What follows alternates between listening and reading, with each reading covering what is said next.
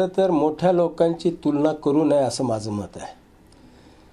आपल्याकडं ही लगेच दुसरा गांधी तिसरा गांधी असं म्हणण्याची पद्धत आहे।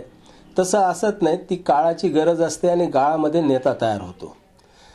जर आपण ह्या तिघांकडे पाहिलं तर आपल्याला असं लक्षात येईल की गांधींना जो अनुभव होता तो पूर्ण विश्वाचा होता। गांधी इंग्लंडमध्ये शिकले, नंतर दक्षिण आफ्रिकेत गेले, पुन्हा भारतात येऊन त्यांनी चळवळ केली। पूर्ण जगाचा एक अनुभव त्यांच्या पाठीशी होता।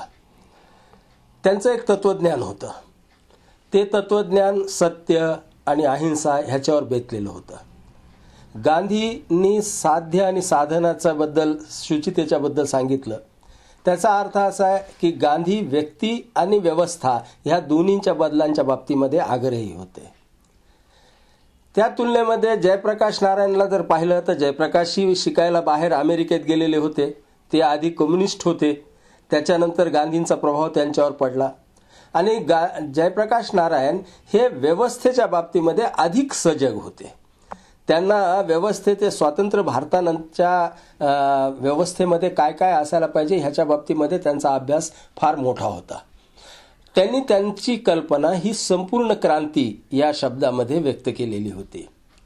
अण्णांचं मला असं दिसतं की अण्णा भारतात राहिले, भारतात फिरले, गेले 30-40 वर्षाचा त्यांचा अनुभव चळवळीचा आहे, परंतु जगात दुसऱ्या देशात गेल्याचं माझ्या ऐकिवात नाहीये।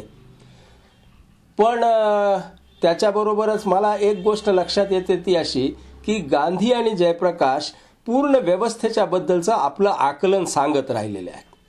अण्णा मात्र हे लक्षण बघून उपचार सांगतात, सिम्प्टमॅटिक सांगतात की बाबा पायात फोडा आलेला आहे तर लगेच तिथं पट्टी बांधा, मलम लावा।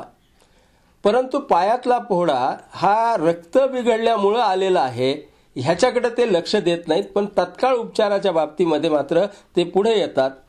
कदाचित समाजामध्ये अशी गरजही असते की कुठं